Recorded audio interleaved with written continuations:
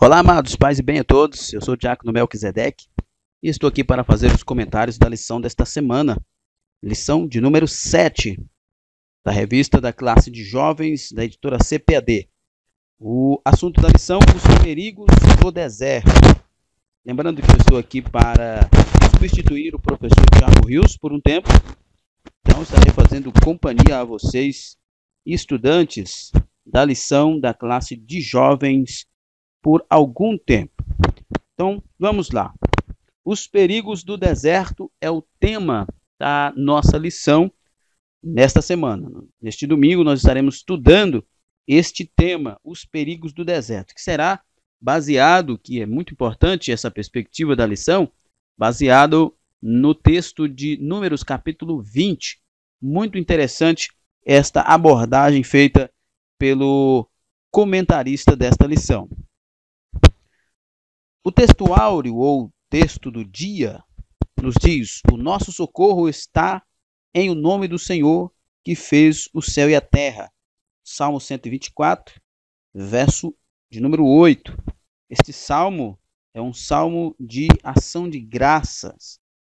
Um salmo que possivelmente seja um salmo de Davi, ou dedicado a Davi, mas é um salmo de ação de graças, onde o povo louva a Deus pelo que Deus tem feito por eles. E aqui o verso 8 diz: o nosso socorro está em o nome do Senhor, que fez os céus e a terra. A síntese: em algum momento da nossa trajetória, haverá desertos a serem transpostos. É preciso ter muito cuidado para não sucumbirmos ante aos perigos que surgem nesses dias difíceis. Quero só esclarecer que a abordagem do escritor, do comentarista dessa lição, sobre o termo deserto, fazendo uma referência ao ambiente em que os israelitas peregrinaram por 40 anos após saírem do Egito, e ele faz aqui uma alusão ou uma conjectura entre o deserto, o ambiente em que os israelitas estavam, com o prováveis momentos, possíveis momentos de dificuldades em que o cristão possa atravessar durante a sua vida cristã. É comum muitos evangelistas, muitos pregadores fazerem esta comparação. O deserto, um momento de dificuldade para o povo de Israel. O deserto, um momento de dificuldade na vida do crente. Mas lembramos que o deserto na vida do povo de Israel não foi só um momento de dificuldade, mas foi um momento de depuração também. O povo de Israel estava no deserto não apenas porque era um trajeto para a terra de Canaã, mas porque também havia a necessidade de fazer uma depuração dos costumes egípcios que o povo havia adquirido. O texto bíblico se encontra em Números capítulo 20, do verso 1 até o verso 13. É claro, eu não vou me deter no texto do capítulo aqui, no texto bíblico, em virtude do tempo, mas eu acredito que, claro, você, ao estudar e ao ministrar também, você, professor, não deve, de modo algum, se abster de ir a este texto. Toda a revista é baseada no texto bíblico, então você não pode deixar de ler e reler esse texto para que você possa, então, ter um entendimento mais aguçado do tema bíblico que a revista está abordando. Vamos para a nossa introdução. Números, capítulo 20, narra episódios que aconteceram no 40º ano da viagem do povo de Israel pelo deserto. Os fatos são decisivos e mencionam, por exemplo, o falecimento de duas pessoas muito queridas de Moisés, seus irmãos Miriam e Arão. Trata também da rejeição e repulsa de um povo co-irmão, Edom, que impediu Israel de passar por seu território. Então, este é basicamente um resumo da narrativa de Números, capítulo de número 20, onde fala da morte de Miriam e de Arão, fala da rejeição de Edom de permitir que Israel passe pelo seu território. Moisés havia dito que eles permaneceriam na estrada principal, não usaria água do poço, o gado não comeria capim nem nada, mas mesmo assim, Edom, que são os descendentes de Esaú, irmão de Jacó, que é o pai dos israelitas, não permitiu que eles passassem em segurança por suas terras. Neste capítulo 20 nós vemos também a murmuração do povo. Nós vemos o momento em que Moisés toca fé rocha para que saia água para o povo beber. Esta vai ser uma abordagem bastante enfática em virtude da necessidade de compreendermos as dificuldades que o povo enfrentaram nessa peregrinação, especialmente também a dificuldade de Moisés ao liderar o povo, como o próprio Deus falava, rebelde, contradizente. E como os profetas costumavam dizer, era um povo cego, um povo de dura cerviz. Moisés teve bastante dificuldade para liderar esse povo, mesmo sendo ele, segundo o que nós vemos na Bíblia, no próprio livro de Números, capítulo 12, verso 3, que ele era o homem mais manso da terra naquele tempo. Muito bem. O longo período de caminhada naquele ambiente inóspito certamente propiciou a Moisés muita experiência, tornando-o apto para entender a natureza humana como povo. Não só no caso de Moisés, né, mas os ambientes inóspitos, as dificuldades nos tornam mais preparados para a vida. Disse que tempos bons constroem homens fracos e tempos difíceis constroem homens fortes. Moisés, certamente nas dificuldades que passou, aprendeu muito a lidar com aquele povo, mesmo que em certo momento, especialmente no momento ali da murmuração do povo, ele perdeu um pouco o equilíbrio. Isso custou, sem dúvida, a sua entrada na terra de Canaã. Mesmo com todos os sinais miraculosos que aconteceram em seu ministério, ele foi censurado por sua espiritualidade, moralidade e integridade. Olha só, Moisés estava diante de um povo carnal, em muitos momentos imoral e de pouco caráter. É evidente que ele seria censurado, ele sendo um homem espiritual, com um grau de moralidade avançado, um homem íntegro, ele tendo estas características, ele certamente seria censurado por pessoas ao oposto dele, que era boa parte do povo de Israel naquele momento. Diante desse emaranhado de emoções, ele, por um instante, fraquejou e perdeu a sua recompensa: entrar juntamente com o seu povo em Canaã. O deserto, sem dúvida, é um lugar perigoso. Moisés passou por dificuldades enormes e isso custou a sua falta de equilíbrio inevitável, né, na situação dele, a sua entrada na terra de Canaã. Mas, claro, Deus havia preparado um lugar ainda melhor, um descanso ainda melhor, como está escrito lá no livro de Hebreus. Nos primeiro ponto, no deserto surgem críticas. Críticas quanto à espiritualidade de Moisés. Em Números 16:3, Moisés foi acusado por Corá, Datã e Abirão de não possuir autoridade espiritual para conduzir o povo.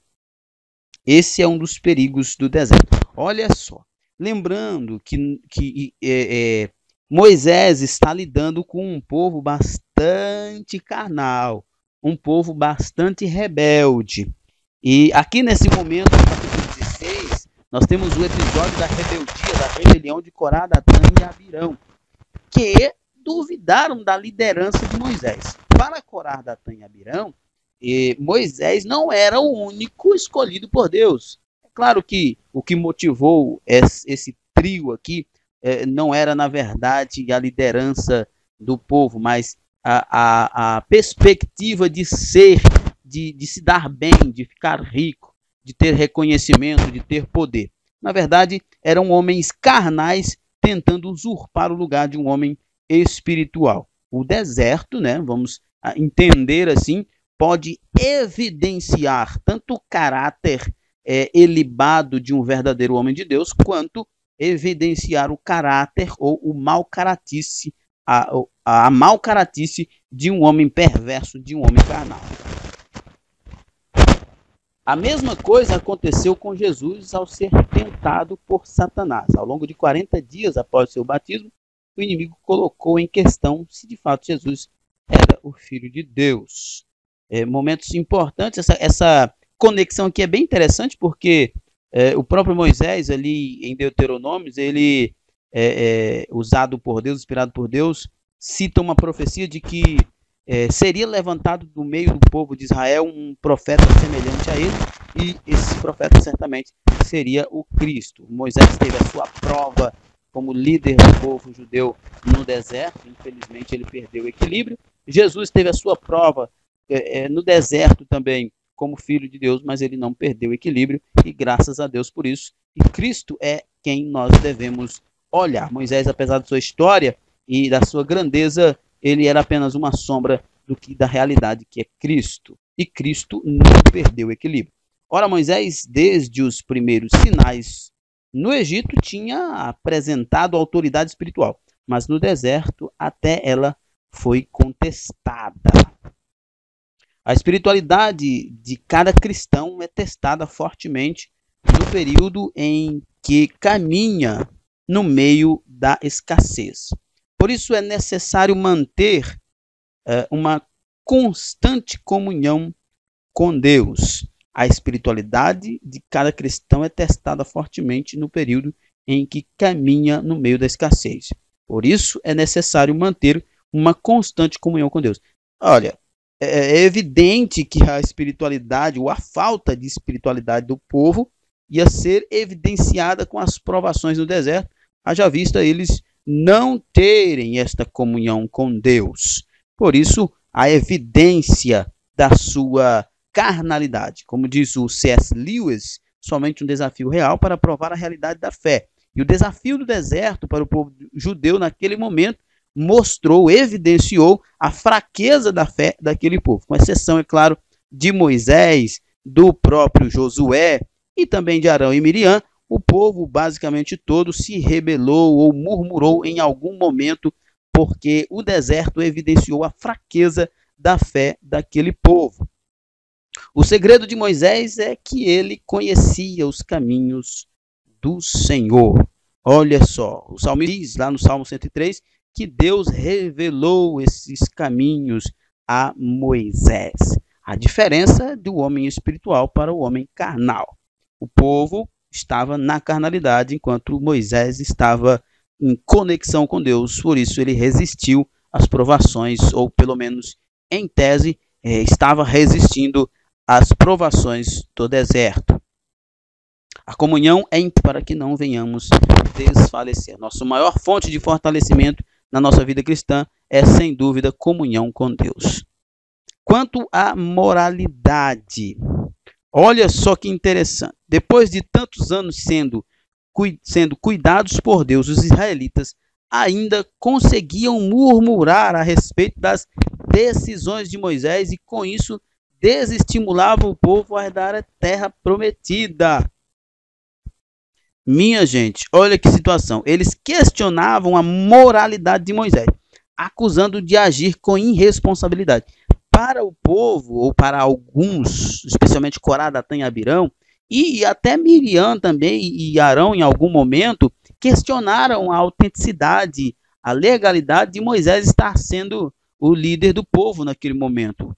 Eles, eles acusaram Moisés de estar mentindo, de que Deus não havia mandado ele liderar aquele povo, que na verdade Moisés estava colocando o povo em risco, ele era um irresponsável porque estava colocando o povo em risco. Mas isso era incredulidade e carnalidade do povo, porque eles saíram do Egito com as 10 pragas, eles atravessaram o Mar Vermelho, eles viam coluna de fogo, coluna de nuvem, e mesmo assim eles duvidaram de que Moisés realmente era o líder escolhido por Deus.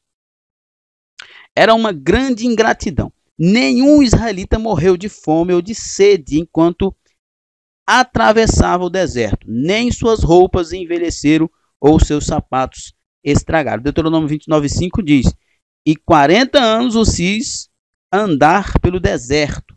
não se envelheceram sobre vós as vossas vestes, e nem se envelheceu o vosso sapato no vosso pé. Dizem que os sapatos, lá em Crônicas, se eu não estou enganado, dizem que os sapatos cresciam nos pés dos jovens. Os que morreram e foram sepultados no deserto foi por causa da desobediência. Deus, porém, manteve sua fidelidade e a sua palavra empenhada. A promessa da terra prometida era a descendência de Abraão. Deus não tinha compromisso com nenhum rebelde, com nenhum insubordinado. Dúvidas quanto à sinceridade de Moisés. Em Números 20, de 14 a 21, encontramos registrado o pedido de Moisés fez aos edomitas, solicitando passagem, mas eles duvidaram da honestidade, da boa fé de Moisés, e por isso prepararam um grande exército para afugentar o povo. Olha o que aconteceu aqui. Israel está marchando em direção à terra de Canaã, e no meio tem o território de Edom. Moisés garantiu, através dos seus porta-vozes, aos reis de Edom, que eles passariam em paz, mas eles não acreditaram, não conheciam o homem de Deus. Eles julgaram Moisés, eles compararam Moisés com os que eles conheciam ou com eles mesmos. Acharam que Moisés tinha o mesmo caráter que ele, mas Moisés era um homem temente a Deus. No deserto, a desconfiança se propaga, inclusive para além dos limites do povo de Deus. Na verdade, especialmente para além do povo de Deus, porque quem está fora não conhece o caráter do homem de Deus, não conhece o caráter do servo de Deus. É mais complicado, é mais difícil você aceitar essa desconfiança de quem está dentro, porque conhece o caráter, conhece a conduta, a postura deste homem. Quem está fora até, de certa forma, irrelevante, porque não conhece. Honestidade, integridade, sinceridade, pureza de propósitos de um líder cristão apresenta-se, sem dúvida, como seu maior patrimônio. Infelizmente, nós vivemos em épocas que isso aqui é basicamente descartável, né? Para os homens hoje, o que é patrimônio para os grandes líderes, para os grandes pregadores, para, quem sabe, talvez até grandes teólogos também, a sua grande fortuna, o seu grande patrimônio é a sua fama, a sua riqueza, a sua boa oratória, não o seu caráter, honestidade, integridade, sinceridade e pureza. Na verdade, estas devem ser as características do verdadeiro cristão, mas, infelizmente, não tem sido isto que temos visto nos dias de hoje. A índole de Moisés, nos 40 anos de caminhada, deveria ser suficiente para que os edomitas confiassem nele. Entretanto, no deserto, as coisas acontecem sempre de maneira inesperada, pois num ambiente cheio de perigos, em regra, desconfiem de tudo. É evidente que, como eu já disse, é até natural que eles desconfiassem, apesar de Israel ser o seu irmão, né? Israel, irmão de Edom, porque Israel são os filhos de Jacó e os edomitas, os filhos de Esaú. Apesar da confusão toda, eles eram irmãos e deveriam dar um voto de confiança, mas eles estavam fora. É até compreensível que quem está fora não confie, mas mais difícil é quem está dentro e não confia. Segundo ponto, no deserto a obediência é testada. Pode-se perder a paciência. Esse é um ponto bem interessante. Moisés era considerado o homem mais manso da terra. Você pode conferir isso em Números 12 e verso 3.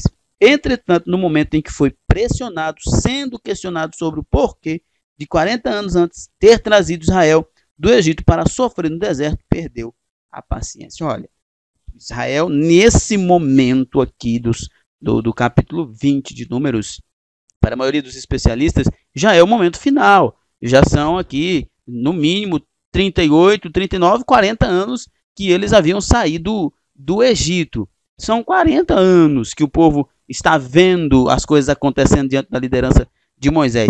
E aqui eles começam a questionar, dizer, tu trouxe a gente para cá, foi para matar a gente no deserto. Podia ter deixado a gente lá no Egito, era escravo no Egito, mas pelo menos a gente vivia, estava vivo. Aqui a gente vai morrer de fome, vai morrer de sede, inimigos vão nos matar. Mas eles já tinham passado 40 anos no deserto. Eles não tinham necessidade nenhuma de ter esse tipo de dúvida, porque o tempo era a maior prova de que Moisés não tinha tirado eles do Egito para matá-los no deserto, mas para salvá-los. Ao que tudo indica, o caminho do deserto traz consigo o perigo da desobediência. O povo, na verdade, era um povo incrédulo, né? Um povo rebelde, um povo carnal, e não entendeu o propósito depurativo de Deus ao levá-los para o deserto. A história de fé e obediência de Moisés se desfez mediante um único ato de insubmissão e arrogância. É bastante complexo você falar sobre essa situação, porque parece que Moisés, quando a gente coloca, Moisés perdeu a entrada na terra prometida, ele pecou e assim perdeu, parece até, traz aquela ideia de que Moisés foi para o inferno, ele perdeu a salvação, mas não, Moisés só não entrou na terra, ele só não herdou a terra, não significa que Moisés foi para o inferno. Na verdade, Moisés nem foi sepultado por homens, o próprio anjo, o próprio Deus, o anjo Miguel contendeu com Satanás, porque Satanás queria o corpo de Moisés, está lá na carta de Judas, e levou o corpo de Moisés para o céu. Tanto que depois Jesus, lá no Monte da Transfiguração, ele se encontra com Moisés e com Elias. Moisés, não é o fato dele não ter entrado na terra de Canaã que ele foi para o inferno, não. Ele não entrou na terra de Canaã, era algo importante, mas ele não entrou em virtude dessa desobediência, desse momento de falta de controle, de falta de paciência. Pode-se perder também o equilíbrio. Moisés, em desobediência à palavra do Senhor, feriu a rocha por 2 vezes. O Senhor, porém, tinha determinado que Moisés falasse à rocha. Não era para ferir, era para falar. A conduta imprudente dele, corroborada por Arão, desagradou muitíssimo ao Senhor. Moisés perdeu ali a paciência, deixou a carne tomar conta. A gente tem que compreender, né? Moisés estava sob pressão, 40 anos liderando um povo rebelde, um povo carnal, e agora o povo pressiona ele. Apesar de Deus já ter dito para ele, fala a rocha, mas ele se deixou levar pelas emoções e perdeu a paciência, perdeu o equilíbrio, bateu a rocha com muita ira, e para alguns expositores até Moisés provavelmente tenha dito assim para o povo, olha, eu posso dar água para vocês, está aqui a água, tipo assim, não deu glória a Deus, talvez, e por isso Deus não se agradou da conduta dele, além de que Deus havia ordenado que ele falasse a rocha, ordenasse e não ferisse. Os filhos de Deus estão sujeitos a perder o equilíbrio emocional, como aconteceu com Moisés e Arão. Eu fiz uma observação aqui, fazendo um link entre Moisés e Arão no deserto, foram provados e perderam o equilíbrio. Jesus no deserto foi provado, mas não perdeu o equilíbrio. Moisés pode ter sido uma sombra muito bonita do que Cristo era, do que Cristo via ser, mas Cristo é o nosso maior exemplo. Nós devemos seguir o exemplo de Cristo. Ele foi provado no deserto, foi tentado no deserto, mas não perdeu o equilíbrio. O crente deve lembrar disso. Jesus, ele não perdeu o equilíbrio. O Espírito Santo deu ele essa capacidade e o Espírito Santo de Deus também nos dá esta mesma capacidade.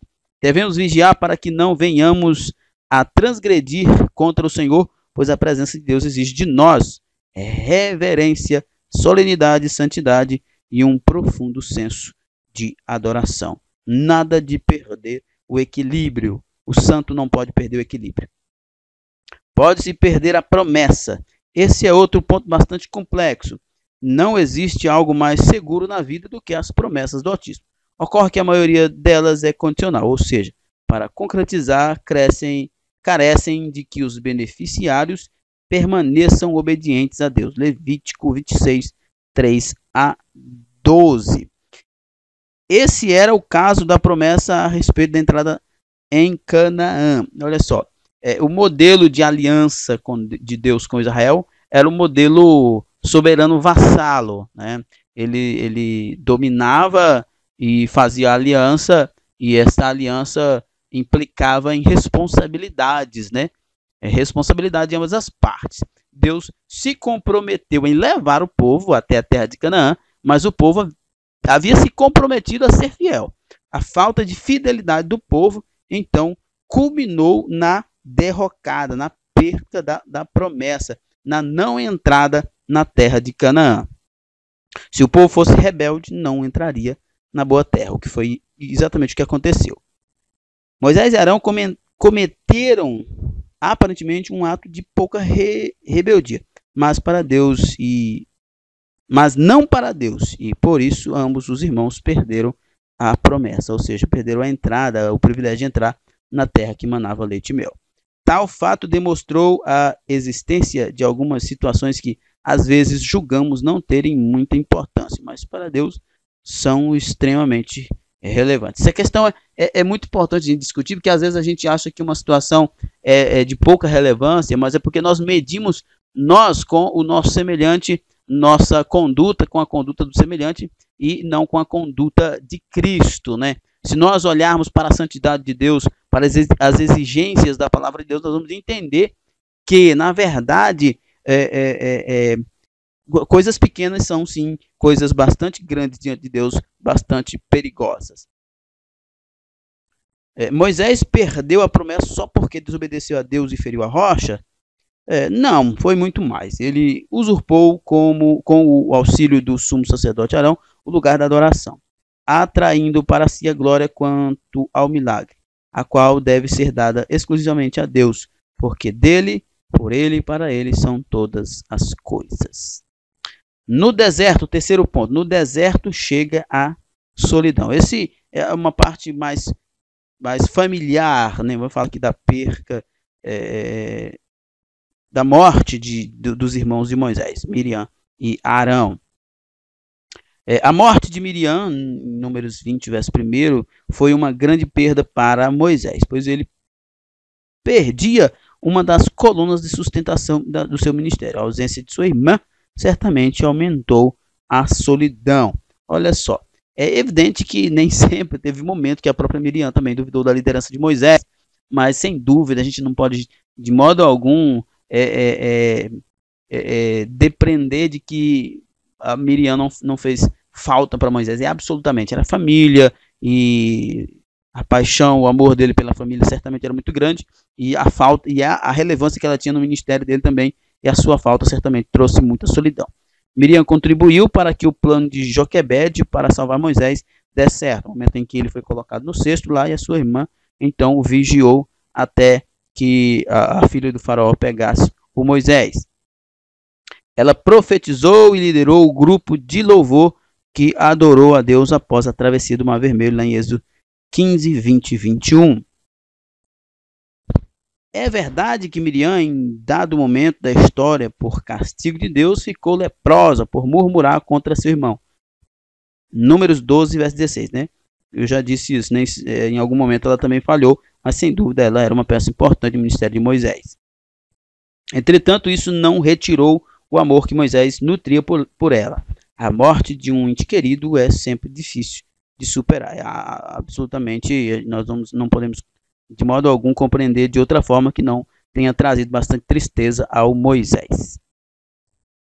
A morte de Arão. Temos também a morte de Arão. Naquele mesmo ano, depois da morte de Miriam e da rejeição de Deus contra Moisés entrar na terra de Canaã, mais um fato ruim surgiu. Morreu o irmão e companheiro de Moisés, o sumo sacerdote de Israel, há 40 anos, Arão. Arão foi um grande homem, além do assistente número 1 de Moisés, vamos dizer assim, foi o primeiro sumo sacerdote da nação de Israel. Arão foi usado por Deus como porta-voz de Moisés diante de Faraó. Êxodo 7, 1 e 2. Ele sustentou os braços de Moisés na guerra, lá em Êxodo 17.